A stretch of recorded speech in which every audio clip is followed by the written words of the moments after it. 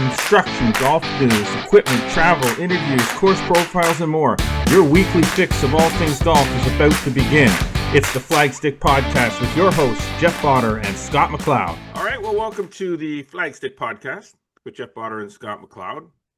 I am the Jeff Botter. He is the Scott McLeod.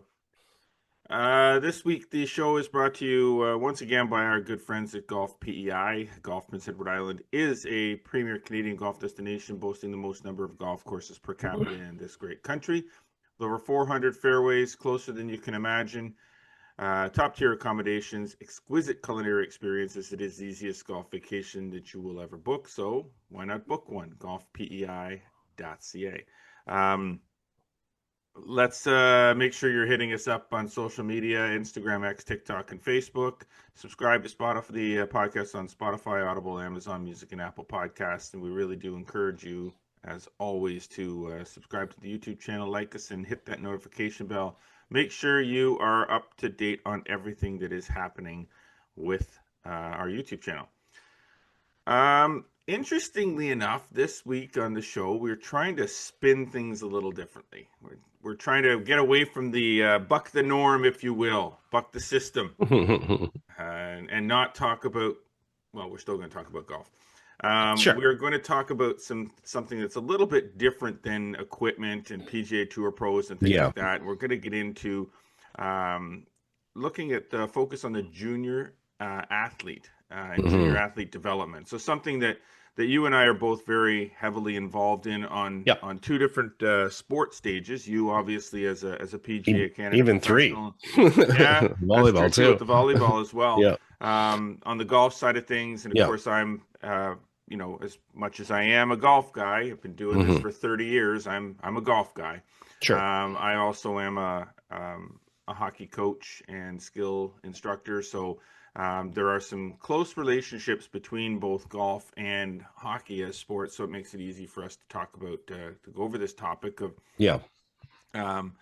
want to look at some of the sound principles that can be found in both sports, particularly golf, but and hopefully it might answer some questions for some of the parents out there that are asking, how do they get their kids involved in sports, the development side of things. They see so many things going on.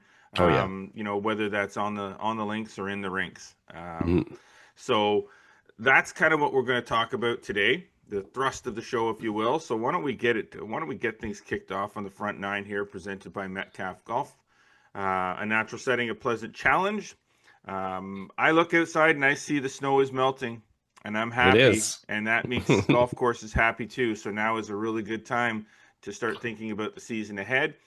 Personalized golf balls, game packages for everyone, 10, 20s, and 30s. Round passes are available online. And, of course, don't forget the memberships. Membership waiting lists at Metcalf Golf. Get on those, and the league registrations. If you want to get into some of their leagues, they fill up quick if they're not full already. So visit metcalfgolf.com and stay in touch with golf savings and prepare for the season ahead. Leagues are great. Like just a quick aside to that. I mean, sure. I think a lot of people, if they're not going to, or maybe it's a gateway, we'll say, to a membership, but they want to do something on a regular basis. I think there's a lot of people, sometimes they say they're going to play more golf and then they just don't. They don't. So, committing and doing a league, kind of once a week, if that's what it is, it gives you something that you're going to put in your calendar. You're committed to it, as you said, and you're just going to do it. And you'll be a lot happier by the end of the season for the fact that you've actually, you've done it and played a little bit more golf. I agree with you on that because, not having a set tee time as a member, not having a set tee time with a group, or not, it's very hard when you don't have, 5 o'clock or 4 o'clock or 3 o'clock. Right. I got to be at the golf course to do that. Make the commitment, and you'll probably stick with it, and you'll probably feel a lot better about yourself committing to some golf. Yeah, you'll at least by the end of the year, you'll go, okay, yeah, I did what I wanted to do. I wanted to play more golf, and it's a good way to do it. And like you say, from a membership perspective, if you're thinking about a membership, then at least it's a way to kind of get started and then go make a decision whether you want to get that membership or not. So. Exactly. So, Scotty Mac, what's been going on the last week? Just busy with the Well, I mean, I love you daughter. rocking the crew neck sweater there today. I think Well, that's pretty impressive. I look a little golfy, don't I? I You look like look I'm golfy, but in you the look shop. very, I'm looking, normal Jeff on the podcast week. You look very, locked in. I don't know. It's crew. I think it's the crew neck. I don't know what it Okay, is. just throwing you off, is it? So, daughter is home for reading week, so a lot of things related to that. Things like wisdom teeth coming out and all Oh, sorts of fun. stuff. So there's all sorts of different stuff, and yeah, still trying to make a few swings every now and then, and not too much in lessons this week because I'm getting ready for, with the daughter home and doing all that sort of stuff. But like you, just happy to see the snow melting. So, Yes. Oh my gosh. Every day it's above zero right now. I'm kind of happy. I mean, when winter's here, I want snow. sure, yeah, Um, not the 40 to 60 centimeter yeah, days, yeah, but yeah. That I we don't get mind the tired of that. 15 to 20s. They're Yeah. manageable. And it's winter, so I can deal with that. But this time of year, we're into mid February now. Hmm. I can Time for the tell too. snow to go. Yeah, when the weather gets this way, not to say that we're not going to see some more because there's another system supposed to come in later today, but Bite your tongue. you still get people that are, you can tell when they're excited because Yeah. the DMs ramp up, the Oh yeah. activity on social media ramps up, the website ramps up. As far as you can tell, people are hunting for information, they're asking questions, they know golf season is around the corner, and that's kind of it's kind of the best time of the year, short of actually getting out to play. It's when people are excited about the season ahead and Hmm. are going, okay, it's happening. I can start to bring out my clubs and it's real. You So. know how else we know what's happening? The registrations for the Flagstick Open. I believe at last I checked, there's two spots left Yeah, I look in too. the Yeah. 120 player field. Yeah. But of course, we do always encourage people to jump on the waiting list because there's always somebody that backs out a little closer Sure. to the event for whatever family reasons, injury reasons, Yeah. whatever the case may be. So don't be discouraged if you register and it says you're on the wait list. Hmm. There's a good chance you're still going to get in. So, Yep. but yeah, it's almost on the full spot. So, Yep. Which is I might great. And have I already might get have to open the registration for the shootout just so. well, that, I was about to say, already getting inquiries about that. So, getting some people that are planning out their schedules for the season. So, I've been providing the dates and things for that, and inquiring about the golf course as well. Got some younger guys and girls that are coming down to play the Ontario junior match play at Mm, Smugglers this year. So some of them are kind of looking at it, going, there's an opportunity to come down there and very much play and see the golf course. So in yeah, a so competitive environment. in a competitive I environment, just yes, just had a exactly. text message from Jason this morning about some other stuff. So just Jason Boyce, obviously Hmm. the GM and superintendent at Smuggler's Glen. So yeah, so I might get the registration open on that pretty soon too. Perfect. So awesome. Okay, let's get Yes. into this. Let's get into this. Okay, so the premise behind this is to just kind of take people a little bit through our own situations as parents and as Hmm. coaches. So Yeah. not that we are the ones that know all, Right. and Nobody's knows everything. nobody not professing to be the ultimate expert on the topic, Hmm. but have gone through it on both sides of it. From Yeah. both my kids are one's turning 21 soon. One Yeah. just turned 19 yesterday. Um, and Happy birthday, Brandon. yes, so I've been through all of this Yeah. at the basic level Yeah. of sport, hockey, golf, and at Yeah. the more elite level of it. So, Yeah. And and same for me as well. I mean, yeah, our daughter turns 20 in May, and was a competitive athlete, volleyball, basketball, obviously involved in golf in certain ways, which actually is an interesting aspect because, sometimes players don't make the transition to playing competitive golf, but they keep a healthy hmm relationship for it forever. But and volleyball, as I said, trying to separate kind of the two, and you're the parent the one side and your coach the other. And that opportunity, especially when you've got your own kid on the rink or on the court or on the golf course, it's like, okay, how do I separate myself of being the two? But yes, we've been through the experience. And funny enough, I was actually just thinking of this the other day. I don't know if you remember back in the day. Well, you probably do, but back when we were involved with the retail store, and I Mm-hmm. remember coming out to help you out with coaching. And this is going, but showing, obviously you were a player for a long, long time. And, but you were starting your sort of your coaching journey kind of back then or whatever. And I think about that now, that's, 30 plus years ago. Wow. And the thing is, and this is a point before we get to it, talking a little bit about, some of the other things that we've done to kind of get where we are from from the coaching side of it, is the fact that, making that transition, it's not the same. Being an athlete, being a coach is totally two different things. I think a lot Very of people much so. confuse that.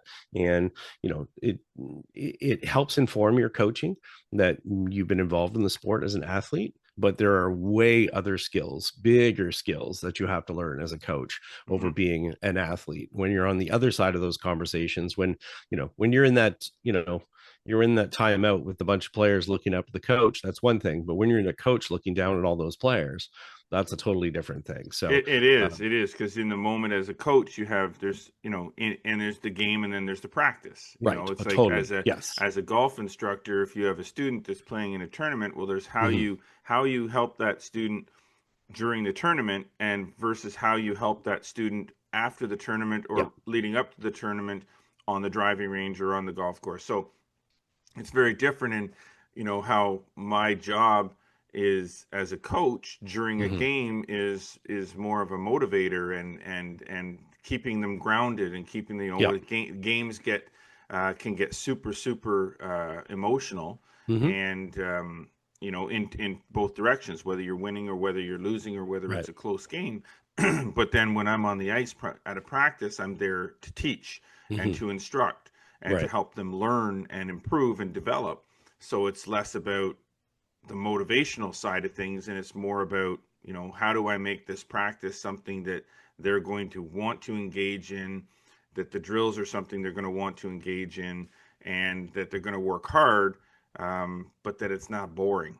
Yeah. Yeah. And And when you that's got it. 17 kids on the ice, Hmm. uh, you don't want it to be boring because, you're not going to Yeah. get anything out of it if it's boring. No, and then it was funny. I was at practice for volleyball because I coach volleyball on Monday night, and this is a U14 girls team, and we're discussing some of the coaching elements where we'll see a team where the kids are just standing there, and there's like two kids that are involved in the drill because it's like, okay, well, what are the other kids doing? You got to keep them engaged, or whatever. Anyways, all that to say, as we both came through this process, and this is to give you a little bit of a background before we go into this podcast. It's like, we don't automatically say, okay, we're a coach Mm-hmm. and we're self-proclaimed. We have to go through a lot to do that, as you know, Mm-hmm. and that's part of the process. So believe me, we're fully qualified as far as this coaching. Yeah, As far as NCCP, the National Coaching Certification Program, obviously you have to do some things around hockey, volleyball, golf, PGA, lots of experience, all sorts of different levels. So this is the perspective we're sort of using to talk about these things. Again, as Jeff said, we're not outlining it and saying, we're the only experts. Certainly we're learning every day mm-hmm. as coaches, as parents. You're always learning all the time, and that's kind of the big tenement or tenet as a coach, to basically be curious and keep learning and keep finding better ways to make things happen. So this is the angle we're sort of coming at in general. So Exactly, it's exactly. about helping kids have a healthy and productive long relationship with sports. Yes, no, exactly. I mean, there's two for me. There's two aspects to what I do. I do skills instruction Hmm. separately from coaching. Right. Yeah. Now, there's when you look at the certifications and things like that, I'm on the fence with both sides of it. Sure. From a certification perspective, when it comes to coaching, Hmm. I'm all in favor of following the coaching programs, and because I think there's a lot to learn from some of that stuff. Not Hmm. necessarily having to have this level or this level or Sure. this Yeah. level to Yeah. Yeah. coach certain age. Yeah. I think that It, they're when it comes to hockey, I think it's a little bit over the top as to what you have to coach. mm, mm, Uh, but when it comes to the skill side of it, I feel like it's way over the top. mm, As a skills coach, I don't have the Hockey Canada skills certification that they want you to have in order to coach hockey, do skills instructions in season. So mm-hmm. I'm separate from that. I do my Sure. own independent Yeah. thing. I actually had a parent one time, and I don't want to share a bunch of stories, but I had a parent one Yeah. time. I had one of my sessions booked, and I had people signed in. I mean, most of my sessions are pretty full when I run them. But I had a parent ask, wanted to sign their kid up for my session, wondered where I played. And Mm. my response was, why does that matter? Well, Yeah. if I go, if did you play junior? Did you play Mm. NHL? I said, well, why does that matter? It Interesting. says, well, Yeah.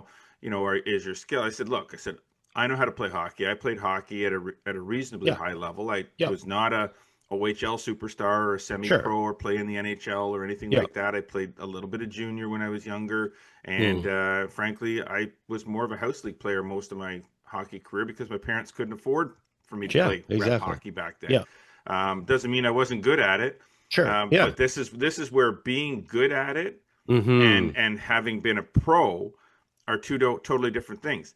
I'm a coach. I'm a Mm-hmm. very good communicator. Yeah. The Big. structure that I have when I Important. teach and Yeah. when I'm on the ice with my student, whether Yeah. I'm one-on-one sessions, which I do a number of, or whether Sure. it's group sessions and they're very different. But Yeah. what I teach and how I teach it and how I Mm-hmm. communicate it is what matters. Mm-hmm. Can I demonstrate a drill at speed and stuff like that? Yes, I can 100% demonstrate a drill. Can I Sure. demonstrate it as well as my son Brandon? No, Yeah, because but it, Brandon's 19 years old and right. played Yeah. and is an elite level Yeah. hockey player that Yeah. still plays. So Yeah. of course I can't demonstrate it at his level. I'm No. 55 years old. I can't skate Yeah. that fast anymore. Yeah. But I communicate my point, and the way I communicate it, I can get the most out of the Yeah. kids Yeah. to do it correctly. I don't need to demonstrate it correctly That's and say, "Hey, look at me, do it my no. way." No. No. That's No. not coaching. So No. That and being a superstar no. and showing somebody how It's to no do it guarantee. Yeah. is not No. necessarily guaranteeing any level of success in coaching it. Right. Different So, skills. Yeah. Harvey Penick was one of the best golf instructors of all time. Mm-hmm. And majority of the latter part of his golfing instruction time was spent sitting on a cart Yeah. talking. Yeah. I mean, not demonstrating. Yeah. So Yeah. And again, that accentuates exactly what I said earlier. I think people get that confused, and we even see it within coaches, they'll talk about their playing career and I get it, they're using it from a marketing edge of it, but parents and those that are looking to engage them from a coaching side of it have to understand, like I said, it informs or helps inform what they do, but it is not coaching. It is playing. It's a different skill set. Very different. I don't look for, go to an accountant and go, okay, well, that guy was a good math guy. He's going to be my accountant. Well, or your lawyer for an accountant. Like they're separate You things. might think that until CRA shows up at Right. your doorstep with a tax audit. Exactly it. So again, even playing sports at a high level, I always find it funny because people are like, oh, what'd you shoot? Or what's this? If they're asking about certain, like, I can demonstrate whatever you want. But again, I will tell you right away that's not a certification. Just as much on the other side of it too, just as much before we get into it, just as much as a following or a visibility on things like social media, that is not a certification, people. Just because somebody has 100,000 followers and they show you a bunch of fancy stuff, that doesn't mean they're a coach. That means they're entertainment, probably more than anything. I'm not saying they're not going to be, but anyways, I mean, yesterday, I don't know if you saw the or the day before, the Tiger Woods interview. Yeah. And actually this follows up the discussion I had just less than an hour ago with the PGA Tour America's player. And one of the things that was asked in the press conference, and I use Tiger Woods because obviously a lot of people are familiar with him, but one of the people asked him about being at Riviera this week. This is where he got his first start on the PGA Tour as a 16-year-old in 1992. He used to go to this golf course when he was 6, 7, 8 years old to watch the tournament and so forth. And they asked him about his dad, his late father, and how he sort of interacted with his dad and what it was all about early on in his career before he got passed on to an instructor, which people have to understand that even though a lot of people affiliate and they think of his dad as being his coach, he wasn't really his. He was a life coach and he coached him at Mhm. certain things, but he also engaged other people to help with the technical aspect of it. But one of the things that he said was, how they would go back and forth and have lots of banter, and he basically said whatever they did all the time, it was competitive, but it was always fun. And I think those are two key aspects that, we're going to blend into this conversation a little bit of those aspects of what, they're a core to what this is going to be. If you've got a 6, 7, 8-year-old young aspiring athlete right now, competitiveness is one thing, but them enjoying it is going to be the fuel that sparks them. And I know this is a great example, when we talk, we've talked a little bit about Brandon here, and I always used to admire Brandon from not from a technical side of it, when he was like, carving up the rink like you wouldn't believe, and quality, his hands were great and he could skate fast or whatever. But every time that I would talk to him, and I obviously got to have spent some time with him, from a golf side of things or whatever, it's like the fun aspect. And if he didn't love it, he wouldn't be playing, right? Oh, And you're that, yeah. 100% correct. 100% correct. And we should. I want to clarify to people too when we talk about fun. Mm-hmm. Fun doesn't have to mean that it isn't serious. Right, yeah, Uh, exactly, and yeah, I think that's the key. And what Tiger said there, it was always yeah, competitive, but it was yeah, fun. yeah. Um, That means enjoying it. That doesn't mean yeah, goofing off, like you're not right? going to take a student out to the driving, a younger student, for instance, out to Yes. the driving range, and you want to work on their pitching accuracy with their wedges. Yep. That you want. So you could put buckets out in the range with numbers on them or pictures of Mm-hmm. animals or whatever the case may Sure. be, and have them and have a point system, and they're pitching shots into these buckets. Well, that's fun for that kid Yeah, hitting balls into a totally. bucket. Okay, but it's fun, and there's a competitive side to it, especially if you get more than one of them out there doing it, where they're trying to beat each other by getting more points. But Yeah. it's fun.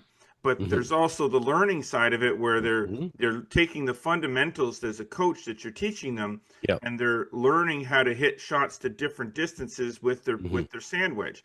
And the Mm-hmm. same thing I deal with in hockey is that we do drills that are system based, Right. But which are less fun, yeah, but then you always sprinkle in small area games, which sure. are like little 2-on-2s and 3-on-2s and one-on-one battles, Yep.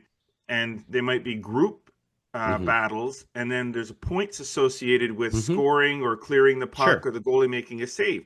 Well, that's a small area game. Well, they're having it. They're enjoying the heck out of it. The They're most fun they have in engaged, practice is the right? small area games. They're engaged. They're locked Yeah. in, but they don't always realize what it is that they're learning. And Right. if I'm a good coach, Yeah. I'm telling them ahead of time, okay, this is what you're looking to do. Understand the point of this drill is this. I Right. want you doing this. I want you doing this. But you're trying to get, you're ultimately trying to Yep. do this. You're trying to, so they're having fun doing it. They don't realize, oh, well, they are working on Right. an attack triangle. Exactly. Yep. So that's where coaching becomes the thing, Yep. instead of just, oh, here's my practice plan. I want you to do this drill, this drill, Oh, this drill, this drill, this drill. A good coach has it all laid out so sure. they can tell, like before every practice, I put the drills on the glass, Yep. and I repeat a lot of drills over the course of the season. I don't do 6 different drills every practice. You Mm-hmm. don't have to learn 6 different Yeah. drills There's a every lot. practice. No, there's a lot of things you There's need to do a over and over loop of again. drills that I like to Yep. do so Yep. that they get to know the drill. And then I say, okay, we're doing Anaheim 2v1.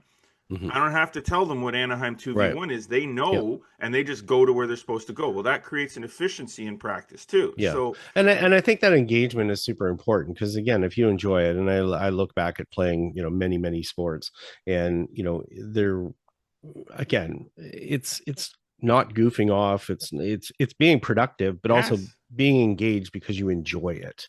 And that's the big thing. It's like it's sometimes showing them how hard work can be enjoyable, enjoying enjoying, I haven't even got a word today. Enjoyable. The enjoyable, like that's the really important thing. And really it starts, and I think that's where we need to start, because we're kind of getting into some things that we'll probably talk about a little bit more, but Yeah. it's that junior sports that you're going for that unstructured play early on, and now you're starting to work towards something different.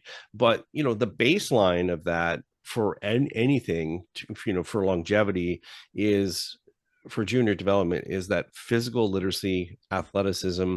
You're developing as an athlete at the start, because before kids become a golfer or a hockey player or a volleyball player or anything else, they've got to have fundamental movements. They've got to be able to move, which means having agility, having balance, having coordination, having speed.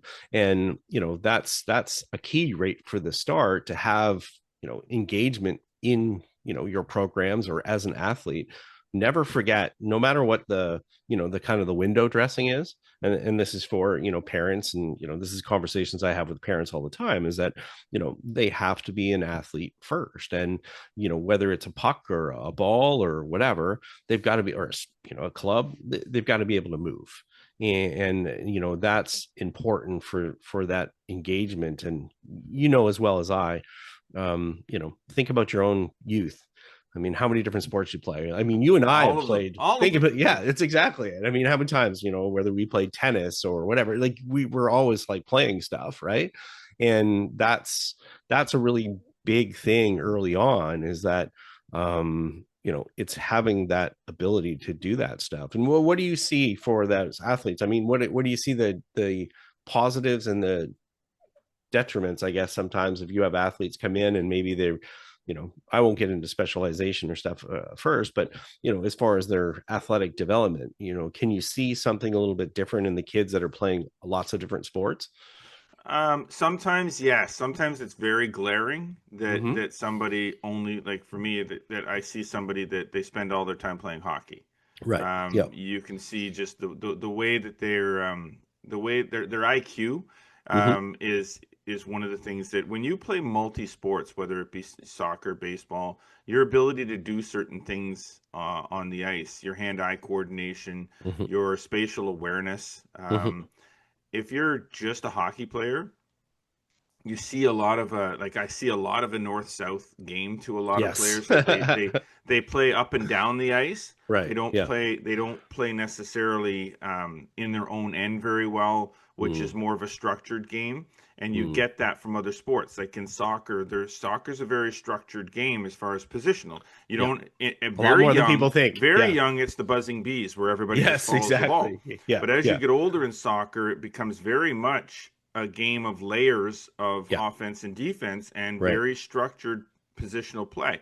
Yeah. Finding space. And you see that in Yes, hockey, right? All the time. And you see absolutely. the So difference between, younger players in hockey and obviously the pros. somebody that gets the puck and just starts skating up the ice with it in a straight line, obviously they're a good skater, they're Mm-hmm. good at stick handling and shooting, but they don't necessarily have the soft hands, so they don't have the ability to find open ice when they. What do you do when you don't have the puck? Right. Is kind of the same that and I'm sure in golf you have somebody that can drive the hell out of a ball, Mm-hmm. but they might not possess the creativity or the Mm-hmm. finesse game, which is Yeah. something you can get from other sports as well. Mm-hmm. That idea of creativity and thinking outside the box. Yeah.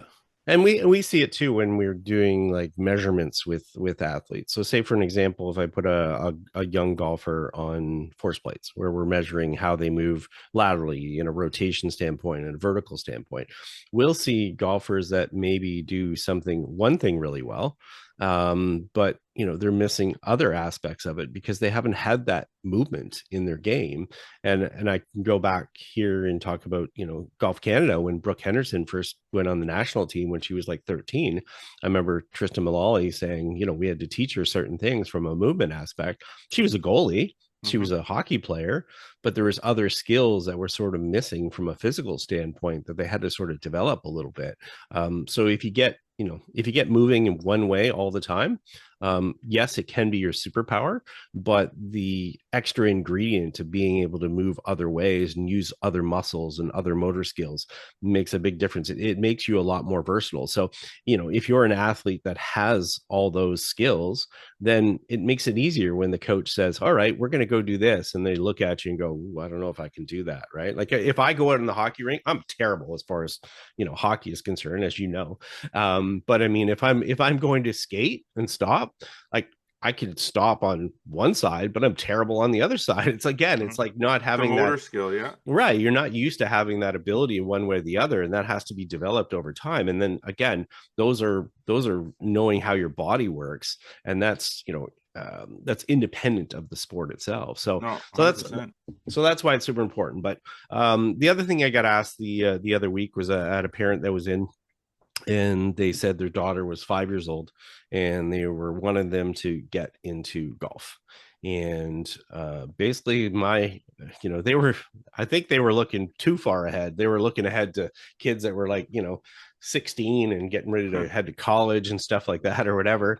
And I'm like, well, they're going to have to develop first as far as their tie to the game.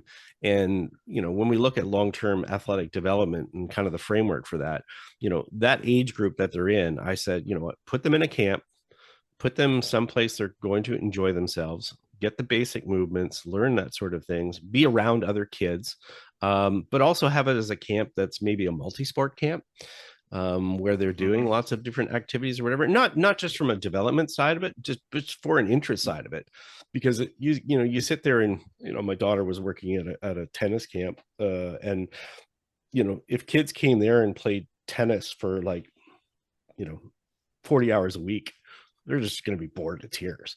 You know what I mean? Yeah. Like, it's like there can be a couple of kids that are just going to lap it up and they want to do nothing else. But in most cases, it's like, okay, got to learn how to move and stuff. And, you can start to get in some structure when you start to get that, 6 to 9 and stuff. But, you still got to have that undercurrent of what they do. And now I know you're mostly working, I mean, you have all different ages, right? So how does Yeah. that vary for you of what you see for sort of those development stages in hockey? And I mean, chances are it mirrors what happens in golf, really. It's funny because you get the big thing is you'll see a younger kid at now I tend not to see many you Young, know right? 9 years old is probably the Okay. youngest that I've worked with Yep. with my skill sessions. Yep. Um and you'll see some highly skilled 9-year-old hockey players, Sure. and Yeah. that tends to be what I see. I Hmm. have worked with groups where I've got 9-year-olds that are not quite there. They're house Sure. league, house league Yeah. B, house league They're not C, as advanced not as for advanced. whatever and reason. and No. you really, when I get them mixed together with older kids, Mm. that's when it becomes a little more difficult Hmm. because you can't really necessarily change the drill completely Right. when you're merging the groups together. Hmm. But you'll see the really highly advanced kids at younger ages, and you see the ones that aren't. I guess the thing that I try to impress upon the parents a lot, especially at that age, is um, when the parents tell me, you know, they really love being on the ice. And I'm like, well, that's great. Hmm. What else are they doing?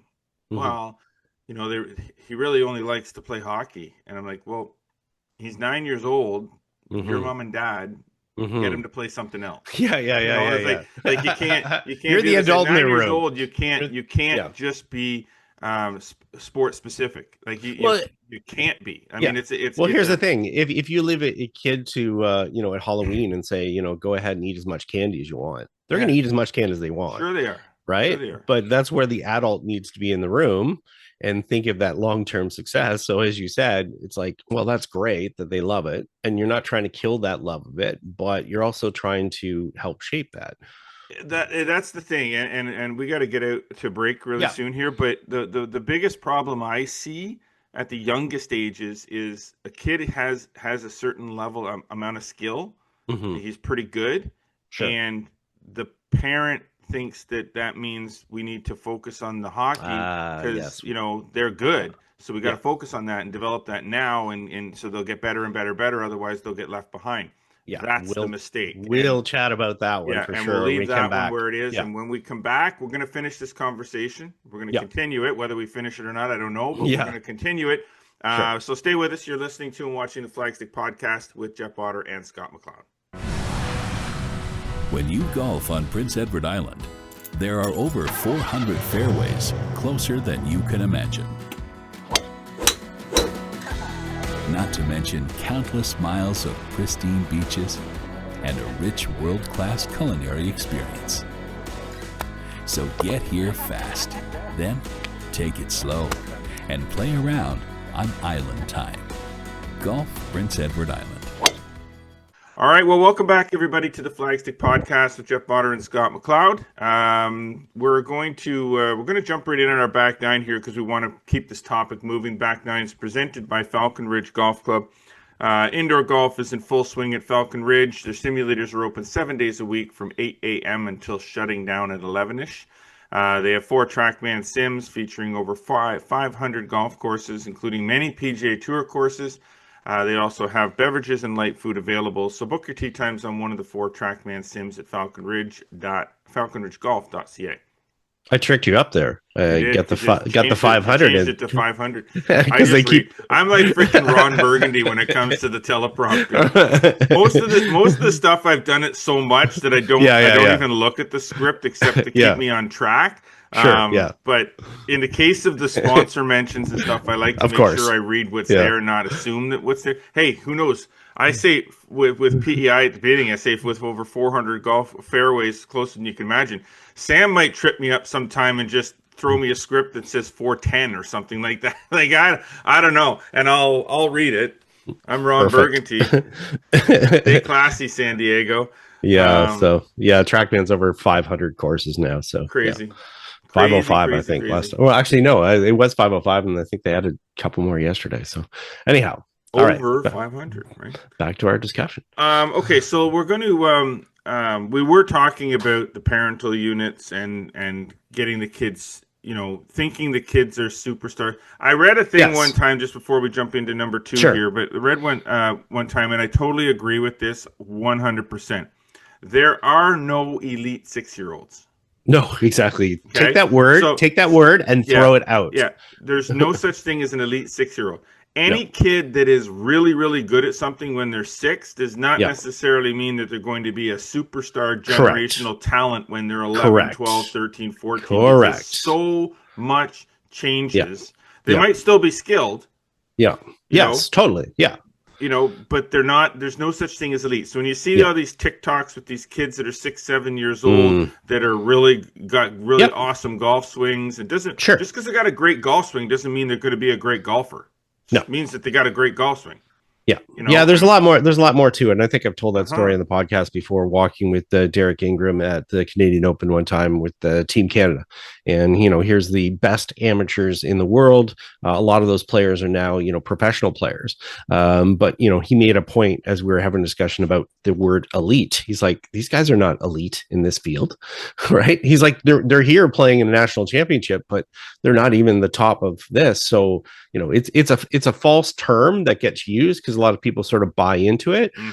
But again, it leads back to exactly, what we were talking about before the break in the fact that, when you look at development stages and stuff like that, development's not linear, right? So people have to realize that, there's a difference between biological age and chronological age. And it's very often that you'll see kids that are, big for their age and advanced for their age, but it's based on the fact that they're ahead of where the other kids are. I mean, I got 2 nephews that were both 6 foot tall in grade 6.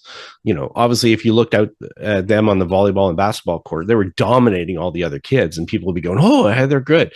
But they also knew that everybody else was going to catch up to them at some point. So it doesn't mean their skills are better. It actually means you actually have to work harder with them on their skills so they don't get caught up in the fact that, oh, I'm good, I don't have to work at it because I'm better, because the other ones will start to catch up. And that maturity or that age difference is a big difference. So as you said, don't get caught up in the fact that, you see a kid that's, 8 years old and is skating everybody out of the rink. It doesn't necessarily mean that, they're going to be a superstar. It doesn't ID it. And unfortunately, that's what people get caught up in.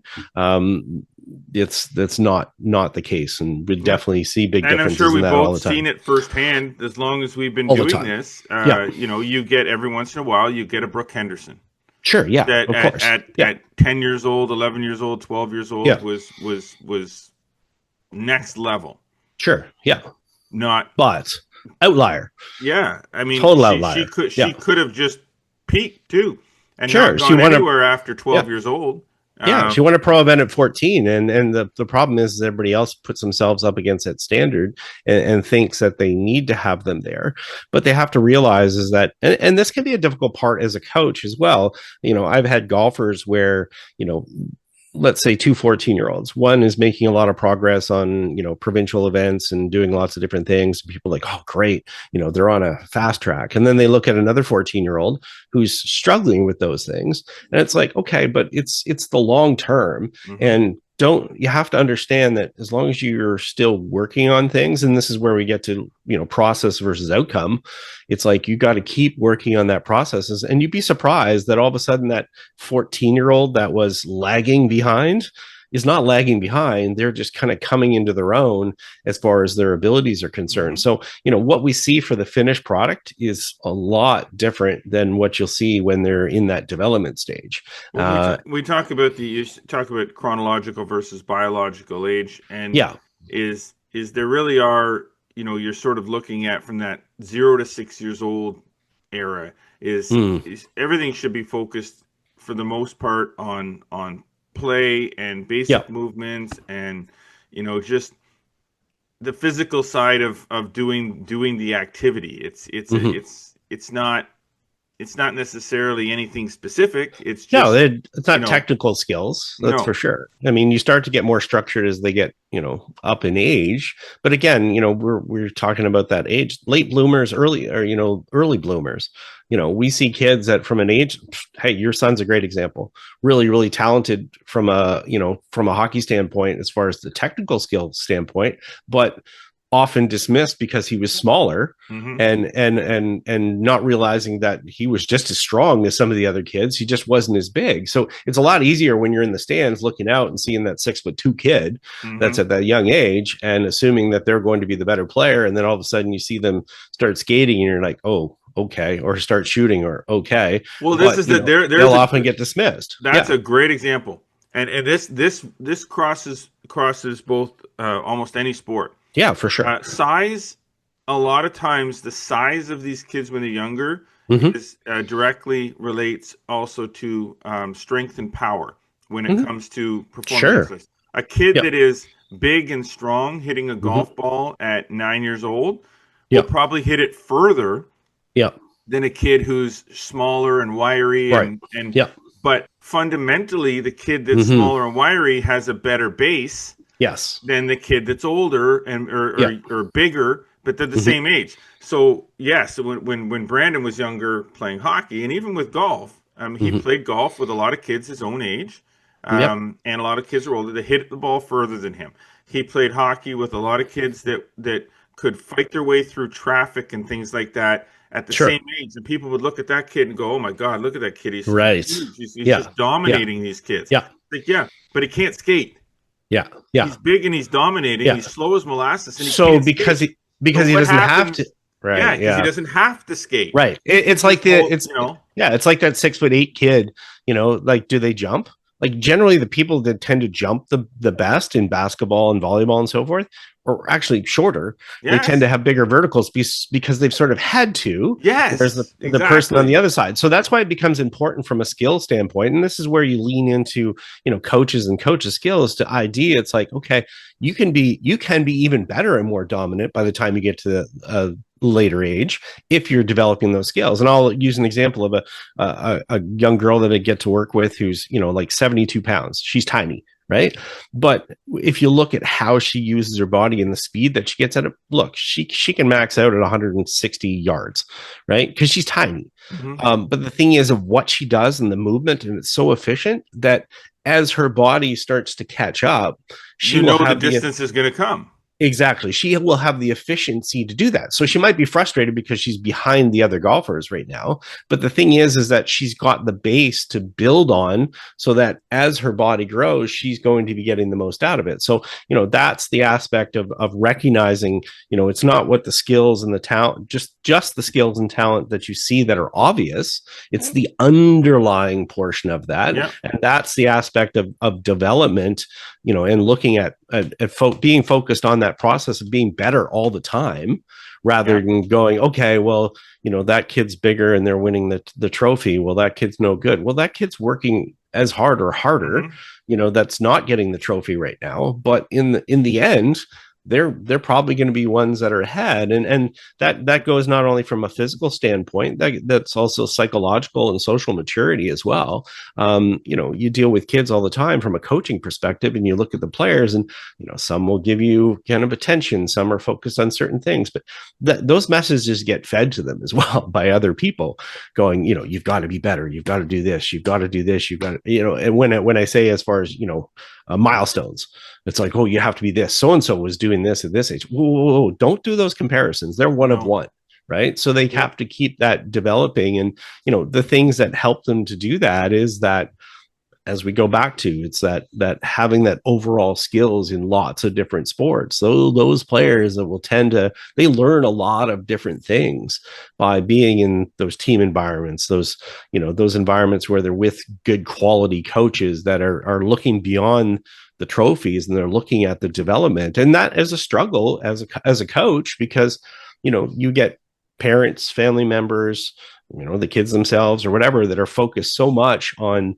the rewards and realizing that, every youth sport is all development, right? And it's development. The thing is too, you lose sight of the fact that development in sport goes all the way up to the professional level. Sure. It doesn't stop just because they're not minors anymore. Right. The Exactly. idea that, and this is where we get into these divides in hockey, where we get into these divides of, well, we have house league and we have competitive rep B and we have double A and we have triple A, and the triple A kids, they're on the ice 7 days a week, and all this. It's like, there's levels to this thing, there's layers to this thing, and just because we're talking about triple A doesn't mean that these kids still need to be learning and developing. One of the biggest things that I enjoyed most, have enjoyed a lot about the Rep B experience. I've coached Double A. I've watched my son play Triple A, so I've seen practices and coaching at Triple A, and now I'm coaching a Rep B team in the community, which is the beginning of competitive hockey for a lot of these kids that are coming out of house league that want to aspire. The reason we did this Rep B thing is because these are the kids that want to get, some of them want to go to Double A, some of them ultimately want to get to Triple A. Those are just letters as far as I'm concerned. At the end of the day, a kid playing Rep B right now for me might end up in exactly the same place playing in the CCHL for the Rockville Braves at Junior A as the kid playing Triple A at 12 years old. And I've seen it. So I know it. And if anybody wants to challenge me on it, challenge me, because I know. Sure. I know for a fact that this is happening. I love this age because they're very coachable. Yeah. They learn very well. They're also at a level where they're not the skills that they need to learn to get to the next level, they need to develop. And I don't have power play units. I don't have penalty kill units. I don't have special teams. Every kid plays in every situation. Last 5 minutes of a game, last 2 minutes of the game, we pull the goalie. I don't put my best players on the ice, quote, if anybody's listening, those are air quotes. My best players on the ice. I put whoever's next. Yeah. Because they need to learn how to play in a pressure situation. They need to learn how to play on the power play. They need to learn to play all aspects of the game at any time. Otherwise, when they go to the next level, they get pigeonholed as a third liner or a fourth liner. Hmm. They never play the power play, or they're a penalty kill specialist. Or they don't get put Hmm. out when we need to pull the goalie, or when or it's 3-on-3 overtime, and they get sat on the Yeah. bench. They lose all their confidence, and they never learn to do it, which means they're Yeah. never going to get to a higher What? level that way. Yeah. Well, it's funny because the people have this perception that, there's more hours in coaching with young kids versus older kids. And I can tell you right now, in dealing with, collegiate athletes and some aspiring professionals and young professionals, I spend more time with them. Yeah. They are the ones that are working harder and harder, because the smart ones realize that they're not that good, and that they're, relative to what they're trying to do, and that, trying to be better and better. Look, watch the Olympics right now. We watch athletes that are, finish 50th in a competition. They are fantastic. They are a world-class Yeah. athlete representing their country in the Olympics, but they also know they still have to get better if they want to achieve their goals. So you can't lose sight of that. That's why that growth mindset is super, super important, and realizing that it's always about growing and growing and growing, and never getting to the point where, you walk in the door and you're so cocky thinking, oh, I've got it, I know it. Like, we can't do that as coaches. We have to be better all the time. So that means, the athletes have to be better all the time. And you can see that the ones that come in and that are sponges, whatever sport it is, when they're sponges and they're asking, and I can tell you, even doing, like, I can remember earlier this year doing tryouts for this girls volleyball team that I'm involved in, the ones that were a difference of whether they were making the team coming down to the end. A lot of them were the ones that were coming up being, hey, can you help me out with my serving? Can you, I'm trying to be better at this. How do I jump higher? How do I, work as a blocker? How do I, they were asking that stuff, versus the ones that all of a sudden, like, oh, I play, they play another rep team or whatever, and they're like, well, I'm good, I'm already on that team. Well, guess what? That other person that's asking for coaching, they're going to be ahead of that person really, really fast in a lot of cases. It's not guaranteed, but it's that mindset that kind of makes it different as they go through. So Speaking of mindset, so let's move on. yes. Move the mindset. We'll talk a little bit about, just really quickly, about the psychological and social maturity, Yeah. the mental game, and Yeah. how for juniors it's fundamentally different than that it is Mm-hmm. for adults. Mm-hmm. Scott, just speak to that as a golf Yeah. coach, because golf is, they say golf is a mental sport, Very probably much. more so than many others. Yeah. So just speak to that a little bit quickly, and then we can keep pushing through. Yeah, as I said earlier, it's a process over outcome, and it's getting people to think about that. For coaches and parents to sell themselves, is that you're going to be rewarding the effort and the strategy rather than just winning. It's like, it's having that resilience all the time and building that resilience, so that they go into tournaments, and they, every time that they're in an event, they're not just losing, they're learning, right? So it's realizing that that's what they have to do. And when you're dealing with kids versus adults, I mean, kids just haven't had that experience, whereas if you have adults, like, say, the players that come and play in our Flagstick Open, a lot of them are seasoned golfers. We've got players there that have played collegiate golf. They've played a lot, like hundreds of competitions. Well, they've learned a lot of things to how to be resilient, how to get themselves up the 18th hole, how to handle defeats. If you're an adult, you're used to dealing with that in your everyday life. You're used to dealing with, setbacks and so forth. Kids generally don't have that. So, either you got to help them learn that, or they're going to have to learn it the hard way, unfortunately. But at the same time, you're trying to make sure that as they go through that they don't feel such high pressure, that just because they don't do well, that they need to quit. You know what I mean? You don't want them to burn out. I mean, too many kids, unfortunately, are out early. And social aspects really important, and in golf, especially with the girls, what I've noticed over the years is that if girls can find other girls to play with in their group, they will tend to play longer. If they all of a sudden have to go out and they have to play with the boys who maybe they don't have a lot of commonalities with, when they have their own players, their own friends, they will tend to stay involved with it. I mean, adults can look at that as well. I mean, you play in your groups, you play with your buddies, you play, that's a key aspect of it. So it's going to be as well. Working in isolation doesn't work too well for everyone, that's for sure. No, 100%. And it's interesting. We talk about the mental game and looking at the long term process as opposed to the short term success. And with my group this year, we asked them at the very, very first practice. We said, what is the one thing that you guys as a team, what do you guys want to accomplish this year? And they were all unequivocally, they were all like, we want to win a championship, coach. Okay. So I said that's one goal, and I said so that's the goal you have, is you want to win a championship. How are we getting there? How are we getting there? So now it's my job to put in place the plan to help you get to your goal of winning a championship. Because it doesn't just happen, right? No, which means being one of those last two teams, the end of the playoffs, to be playing for the championship. So I'm right off the bat, I said, it's okay. Let's understand something then. It doesn't matter what we do as far as wins and losses during the regular season. It doesn't matter who's the leader on the team in points. It doesn't matter who our best goalie is. It doesn't matter how many tournaments we play in the championship game. None of that matters. What matters is what we do to improve every day and every week and every game as the season goes on, and to battle through whatever adversities are given our way, whether it's suspensions, injuries, losing streaks, whatever it takes to ultimately get to that goal of being one of those last two teams to play for a championship. What ends up happening, we have a really strong winning streak during the regular season at the beginning, and then we get hit hard with injuries and suspensions, and we hit a hiccup, and everybody starts to kind of feel that little bit, my God, here we go. The parents are kind of like, what's going on? We've only won one of our last 5 games, and I'm like keeping the kids on track. So guys, what was your goal? To win a championship, coach. I said, okay, so can we win a championship by winning the next game? No, we can't. Fine. And let's worry about the process of getting to where we need to keep working hard and practice. Trust what we're doing. We'll trust what you're doing. We end up winning the regular season, taking first place in the regular season. After all of that, after all this ups and downs after Christmas, we end up getting first place. Get in the dressing room afterwards. Everyone's happy. It's like, all right, celebrate it, kids. Okay.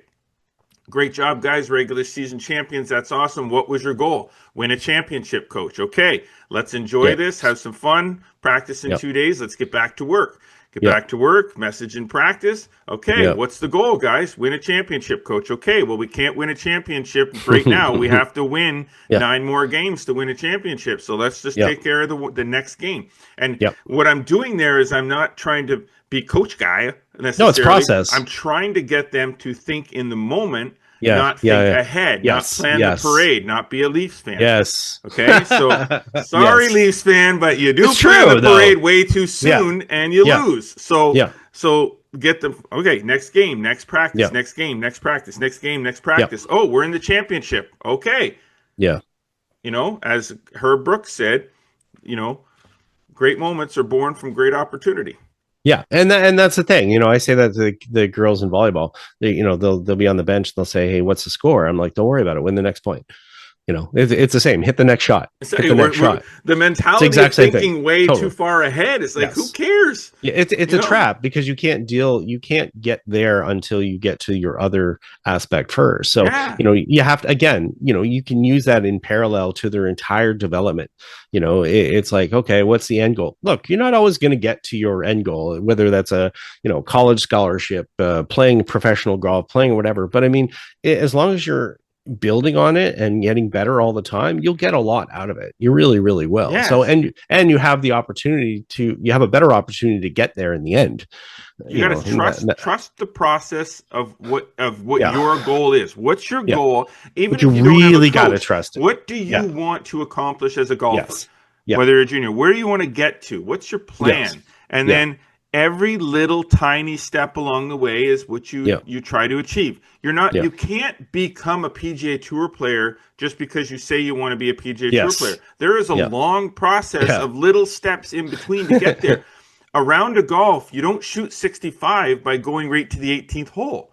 You shoot 65 by starting with the preparation before the first tee, you even get to the first tee, and then it's the first tee shot, and then it's the walk to the next shot, and then it's the next, and so on. It's a little process. It doesn't matter what sport it is. Yeah, and one of my go-tos now to parents is, they ask, oh yeah, how many hours you're gonna be coaching, whatever. Hey, let's say if I spend 20 hours with your athlete, during a year, maybe it's 40, whatever. What are they doing the other 8,720 hours? that's the big bulk of it. So, it's not all on the coach, it's a lot on the player. And we'll skip down here and look at that role of that support triangle. The coaches are educators, right? And they're there to guide you, and they're helping that guidance, but they're only there for a certain number of hours, right? And that as well. It's the work that they're doing. So, the coach is like a teacher first. They're creating a safe, inclusive, a challenging environment. They're doing things to kind of make you better, but then it goes into, parents and the kids and what they're going to do to kind of make it better and make it positive, right? Even when things are bad, let's put that in quotation marks, there's bumps in the road. Just we'll go back to that linear. Success is not linear. It is not. There are ups and downs. It's nice to think everything is going to go on a straight trajectory of, hey, I'm shooting 76 today and I'm going to shoot 72 next week and I'll shoot 65 after that. But sometimes it just doesn't happen. There's just too many factors that are involved there. Yeah. And I like the idea of this support triangle. And how we as parents, this is the one area that can really make or break this whole process. Very much. Is it's not just how the parent, the putting them in this and putting them in that, but it's what it is with the parents that I find is they think that they are doing something. They think they're going about it the right way, but in reality, they're not going about it the right way. They think, I had $1 for every time I hear, talk about, whether they're on the, so-and-so's on the ice, 5 days a week, between our practices, they're doing this in the morning and they're doing this at night. And it's like, why? Well, he just loves it. So what? So what? So he loves it. That's great. Let him love it when he does it. Don't give him more of it because he says he loves it. You're the parent. You're in control. And you need to give them time to not be doing it. Like they can't be doing it day after day after day after day.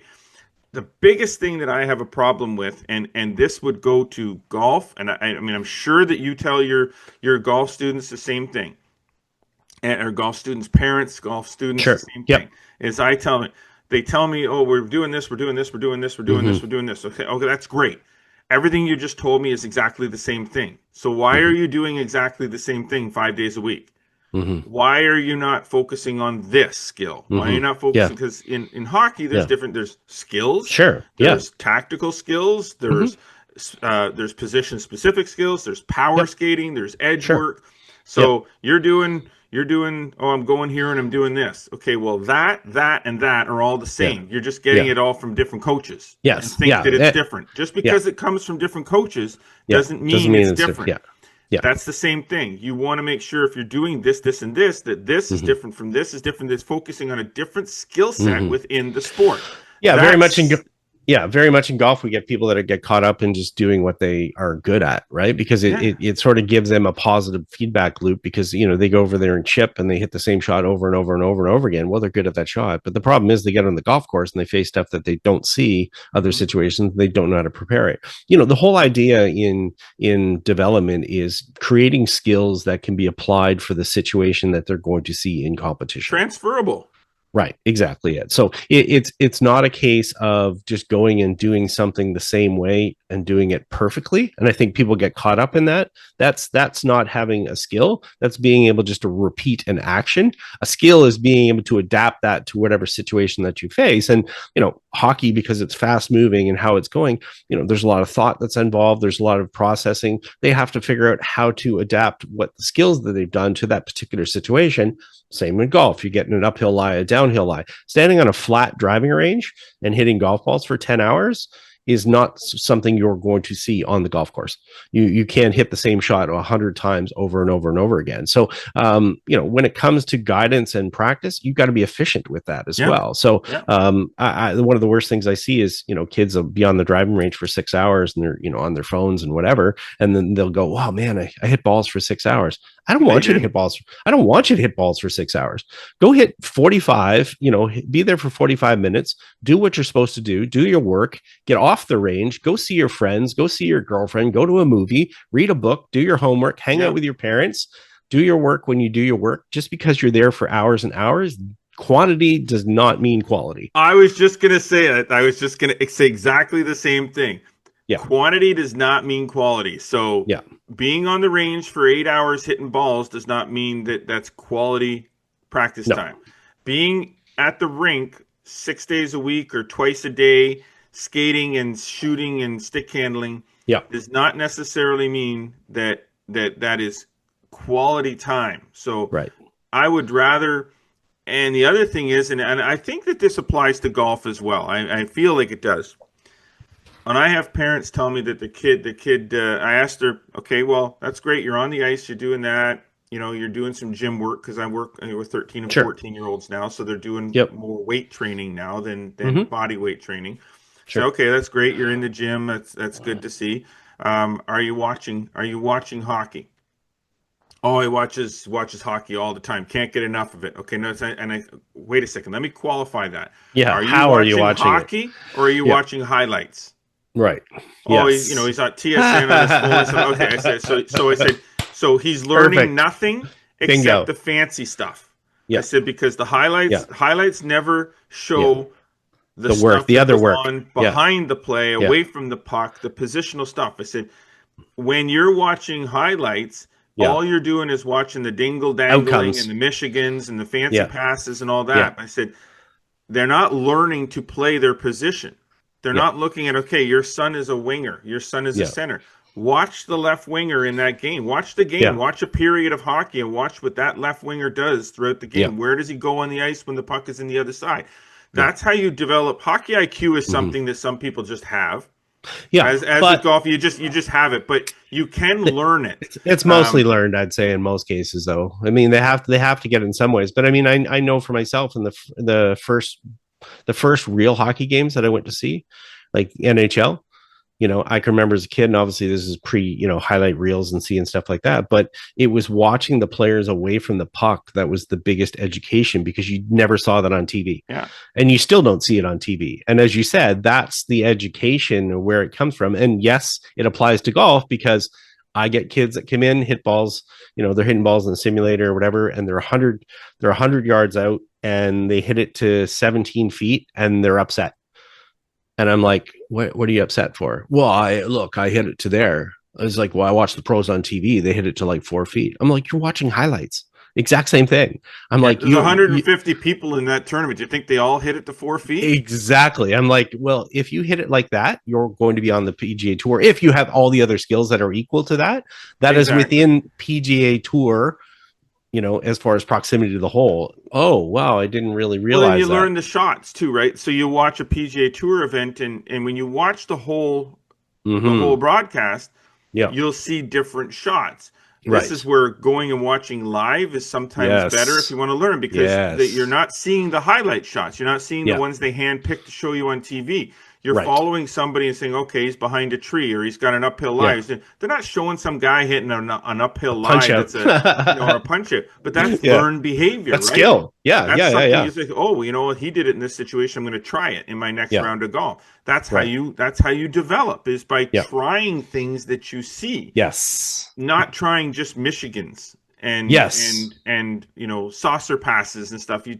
And then, so from a learned behavior, from a tactical standpoint, is like the kids I find at the beginning of the year, my kids, they didn't know how to play their position. Yeah. They knew how to play hockey, but they didn't know how to play their position.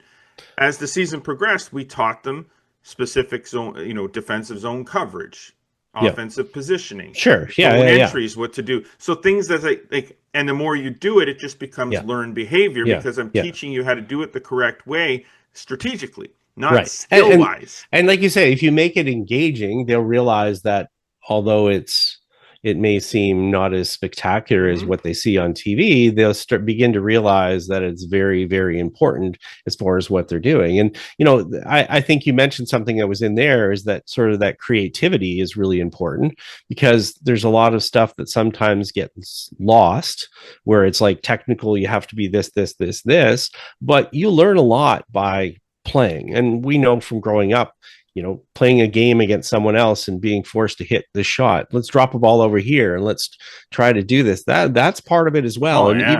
Even the players that are the best players, you'll still see that. If I go out and practice, like I remember last year being out at the Ottawa Open for a practice round and walking with 3 players and watching them hit shots, they still drop shots and said, hey, here, try this over here, try this over here. And they what they do in that situation is they take the skills that they developed and they apply it to that situation. So you can never lose that. And that's what kids do when they're 6, 8, 9, 10.